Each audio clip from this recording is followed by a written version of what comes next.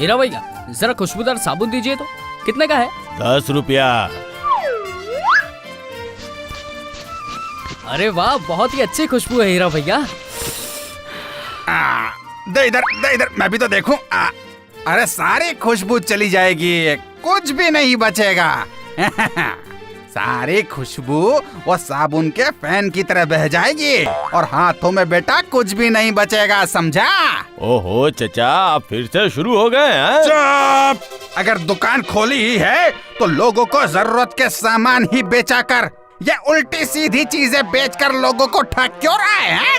चोर कहीं का। बेकार की बातें मत करिए, दुकान के बाहर जाकर उसे जो भी समझाना है समझाइए। और राजू, तुम मोहन काका का ज्ञान सुनने के बाद ही साबुन लेना, ठीक है? चलो राजू, चलो मेरे साथ चलो, चलो मैं तुम्हें बताता हूँ। हाँ, तो मैं ये कह रहा था कि साबुन की सारी गुणवत्ता तो फैन बनकर बह जाएगी, उसके बाद हाथों में बचेगा क्या है? मैं कुछ समझा नहीं। समझ में नहीं आया ना? पता था समझ में नहीं आएगा।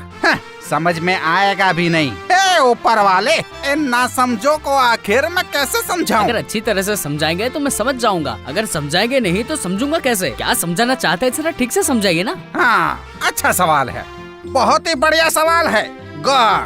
गॉड नहाने के साबुन के बारे में तू क्या जानता है, जरा मुझे बताना। चल बता। इसमें बताने जैसा क्या है? साबुन एक बहुत ही उपयोगी चीज है। इसे लगाने से शरीर का पसीना और गंदगी साफ हो जाती है, शरीर से अच्छी खुशबू आती है, हमारा बदन भी निखर जाता है। ठेंगा, ऐसा थोड़ी होता है। ठेंगा, जरा पीछे देख। अरे बेवकूफ, पीछे देखने के लिए कह रहा हूँ, मुड़ने के लिए नहीं। अभी आपने ही तो कहा कि पीछे देखने के लिए। अरे ये पीछे वो पीछे नहीं है रे, इस पीछे का मतलब है अपना अतीत रे। चलो अभी तुम अपने अतीत में जाओ, समझे? मैं अभी नहीं जा सकता, मेरे पैरों में बहुत ही दर्द है। नहाकर मुझे कॉलेज जाना है, मुझे बहुत ही देर हो रही है, इसलिए मुझे जाने दो। होने दे। कॉलेज के लिए देरी हो जाएगी तो भी चलेगा, पर नॉलेज में देरी नहीं होनी चाहिए। तुझे ये जानना ही होगा कि ये साबुन बहुत ही खतरनाक चीज है? आप भी ना काका, अपने नॉलेज के डिक्शनरी में ये बात लिख लीजिए कि साबुन लगाने से शरीर के कीटाणु नहीं रहते हैं और अच्छी खुशबू भी आती है। अच्छा बता, क्या पहले के लोगों को तूने कभी साबुन लगाते देखा है? हाँ देखा है, मेरे पिताजी को देखा है, अपनी माँ को देखा है, अपने दादाजी को देखा है। हर्षवर्धन को देखा है, बरखुदा। कौन? बाबर को देखा है, सम्राट अशोक को देखा है। वो लोग कभी साबुन नहीं लगाते थे। ये आपको कैसे पता काका? आपने उनको नहाते हुए देखा है क्या? मैंने पढ़ाई की है, मैं जो कह रहा हूँ वही सुन राजू। काका बस करिए काका, अभी घर जाकर नहाना है, खाना खाना है। दीजिए मुझे साबुन दीजिए, कॉलेज के लिए देरी हो रही है। दीजिए मुझे लेट हो रहा है। जरूर जाना, घर जरूर जाना, पर साबुन से नहाकर नहीं, मिट्टी से नहाकर जाना। अशोक, बाबर, सिकंदर, हर्षवर्धन, गोवर्धन सभी मिट्टी में नहाते थे। हम भी ऐसे ही करेंगे। क्या? मिट्टी? यस, मिट्टी। शरीर की चमड़ी सम्राट अशोक की तरह हो जाएगी, झमझम चकाचक। और तो और इससे भी बड़ी बात ये है कि बेकार की फिजूल खर्ची भी बच जाएगी और उससे तेरे पैसे भी बच जाएंगे। आप किससे नहाते हैं काका? मिट्टी से, शुद्ध देसी मिट्टी से। देख नहीं रहा है क्या मेरे शरीर की चमड़ी कितनी चमक रही है?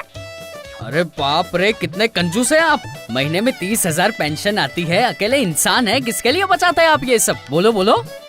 शरीर में मिट्टी लगाते हैं, शरीर से बदबू आ रही है, ना साफ कपड़े, ये फटी हुई छतरी, ना। अरे बदबू को भी कोई सूंघता है? तुम क्या बकरे को सूंघकर उसका मांस खाते हो? और ये तो ऐसी छतरी है, फटे हुए छेद से हवा आती है। और तुझे पता नहीं है क्या, ज्यादा कपड़े धोने से वो खराब भी हो जाते हैं। यही तो सबसे जरूरी बात है।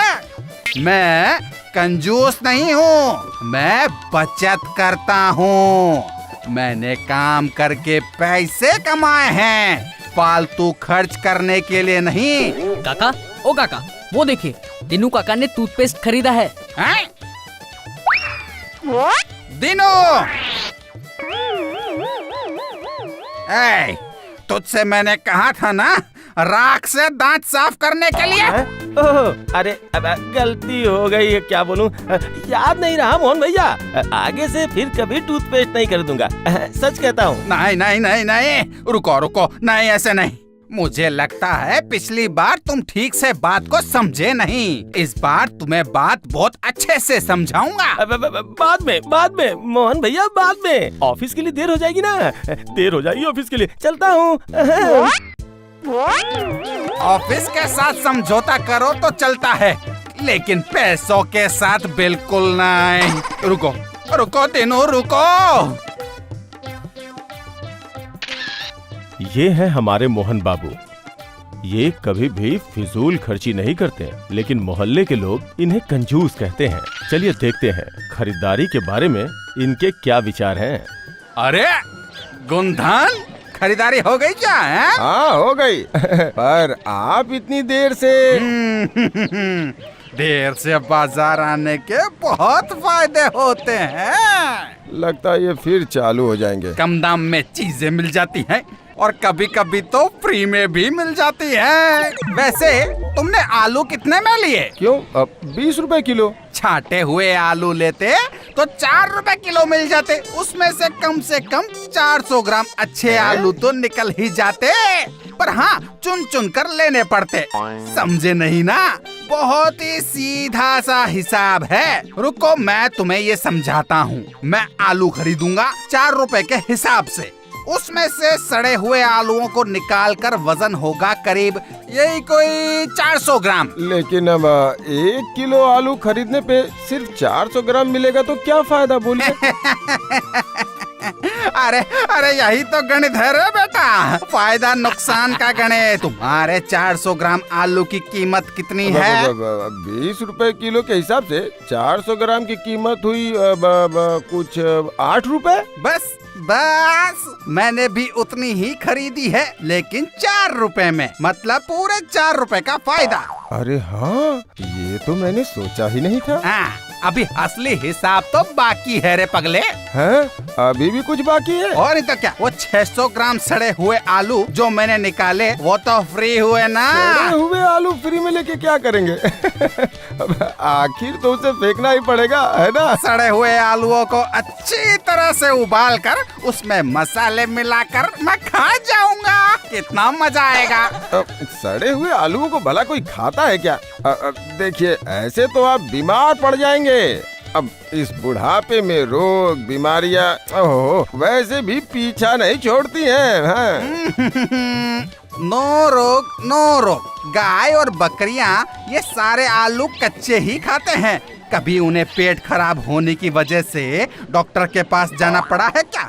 या फिर जो कीड़े इस आलू में रहते हैं, तुम्हें क्या लगता है कि डॉक्टर से मिलकर आए होंगे हैं? अरे कैसी बात करते हैं आप? वो सड़े आलू लेकर गाय बकरी और कीड़ों की तरह रहिए। मैं तो अपनी तरह ही ठीक हूँ, चलता हूँ। हंसता क्या है रे? हंसता क्यों है? बोल। आप बहुत ही कमाल है। इसीलिए तो मेरे पास मोटा बैंक बैलेंस है। तो आज बैंगन कैसे दिए? अच्छे वाले 30 रुपए, थोड़े कीड़े वाले 5 रुपए और ज्यादा कीड़े वाले 2 रुपये। तो फिर थोड़े कीड़े वाले ही दे दे, पूरा 1 किलो। आज मेन्यू में सिर्फ भुने हुए बैंगन ही होंगे। अरे रे, ये लोग जरूर चंदा मांगने वाले हैं।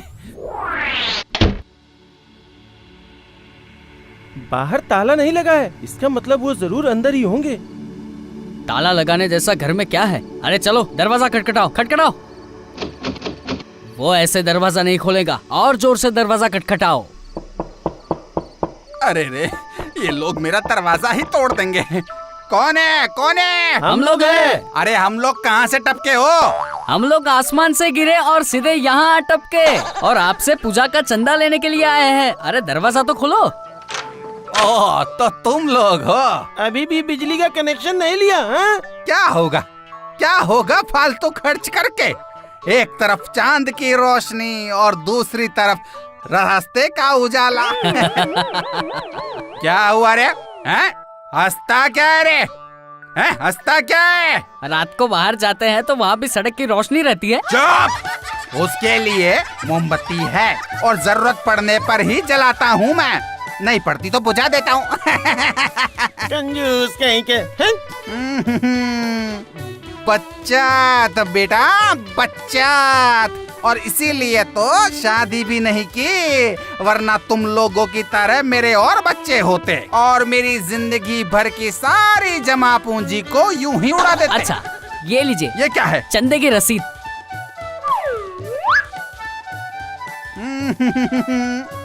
2 0 कुछ ज्यादा लिख दिए हैं बेटा।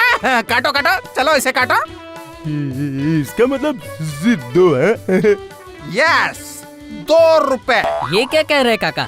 बिल के खाते में एक पन्ने का मूल्य ही 3 रुपया होता है। इसीलिए तो बचत करने के लिए कहता हूँ। अगर मुंह से मांग लेते तो भी 2 रुपए ही मिलते। अब भुगतो 1 रुपए का नुकसान। जाने दे राजू, वरना अभी लेक्चर शुरू हो जाएगा। रुको रुको, मैं लेकर आता हूँ। तुम लोग आ ही गए हो तो मैं ऐसे खाली हाथ कैसे जाने दूं तुम्हें।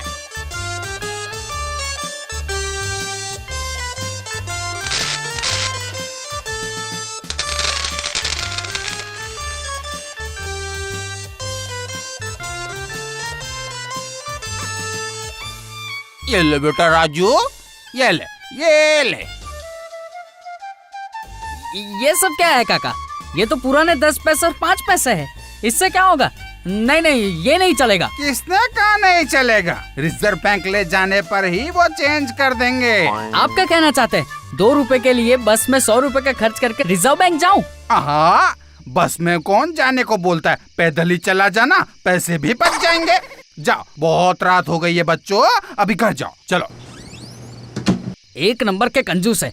मौका मिला ना तो इन्हें मैं अच्छे से सबक सिखाऊंगा और ये हमेशा याद रखेंगे।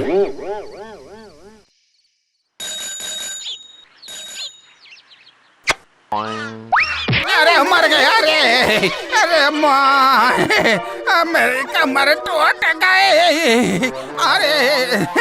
अरे क्या हुआ है? अरे क्या हुआ मोहन, तुम्हारी कमर को क्या हुआ? अरे पूछो मत नरेश, सर पे कौवा बैठा और मैं धड़ाम से गिर गया। अरे तो डॉक्टर को दिखाओ ना। डॉक्टर? बीमार पड़ने पर डॉक्टर को ही दिखाना पड़ता है ना, फिर इसमें चौंकने की क्या बात है? अरे डॉक्टर का मतलब तो खर्च होता है। उसका मतलब तो क्या तुम बिना पैसों के डॉक्टर को दिखाने की सोच रहे हो? नहीं, मैं हल्दी चूने का लेप लगा लूंगा, उससे ही सारा दर्द चला जाएगा, देख लेना। हाँ। अरे पर ऐसी टूटी कमर से तुम कैसा काम कर पाओगे? नहीं, मेरे हल्दी चूने का लेप ही सही है, उससे ही सारा दर्द चला जाएगा। कल देखना मैं कैसा दौड़ता हुआ दिखूंगा तुम लोगों को। हाँ, इन्हीं पैरों से दौड़ता हुआ दिखूंगा। हो सकता है ऐसा ही हो।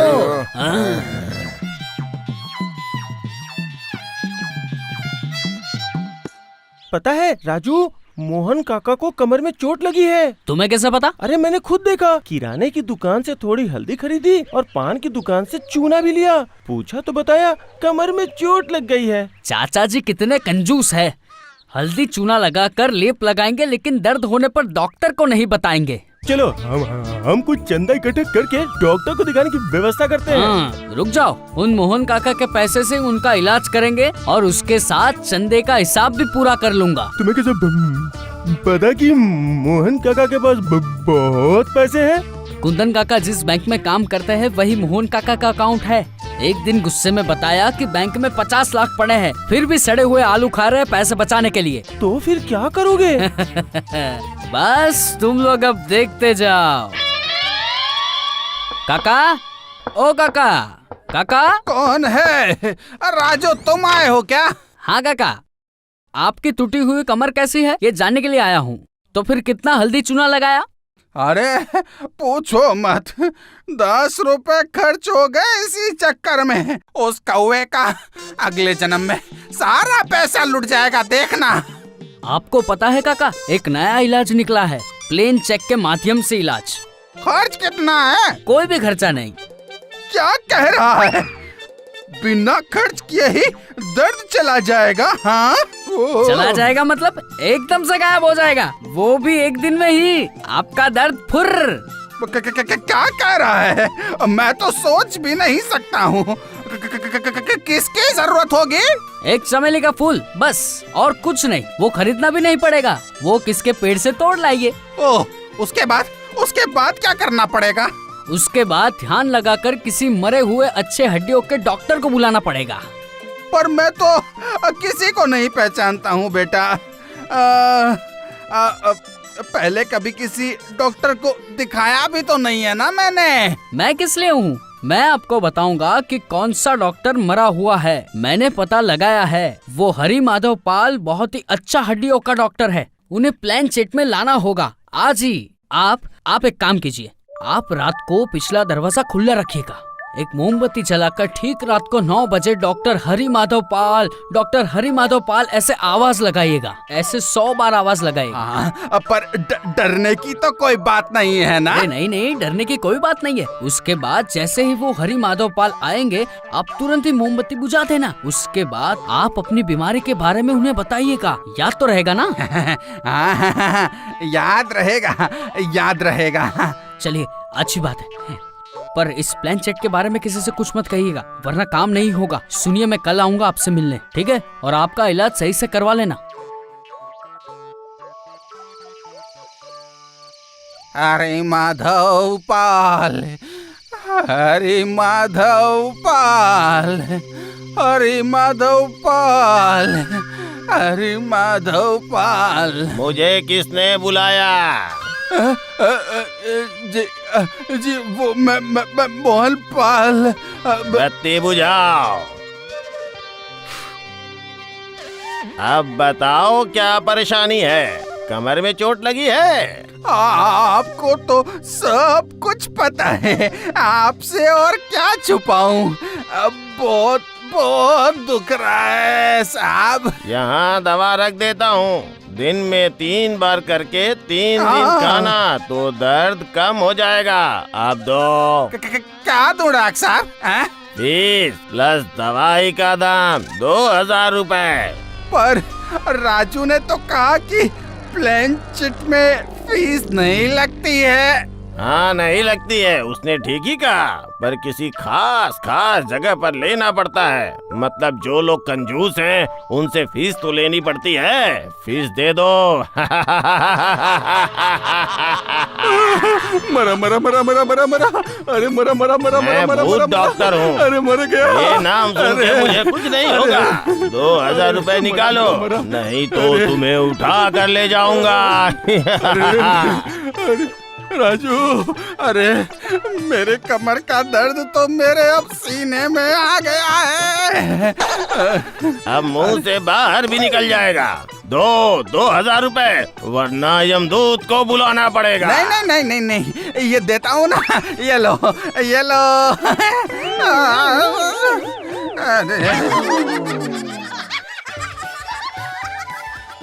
काका, डॉक्टर आए थे, उन्होंने दवा दी। और आपका दर्द कैसा है? अब मत पूछो, पूरे 2000 रुपए लेकर गया है वो भूतिया डॉक्टर साहब। और इसी शौक में दर्द गायब हो गया, पूरा गायब हो गया। और दवाइयाँ? उठा कर रख दी उनको, बाद में कभी जरूरत पड़ने पर खा लूंगा उन्हें।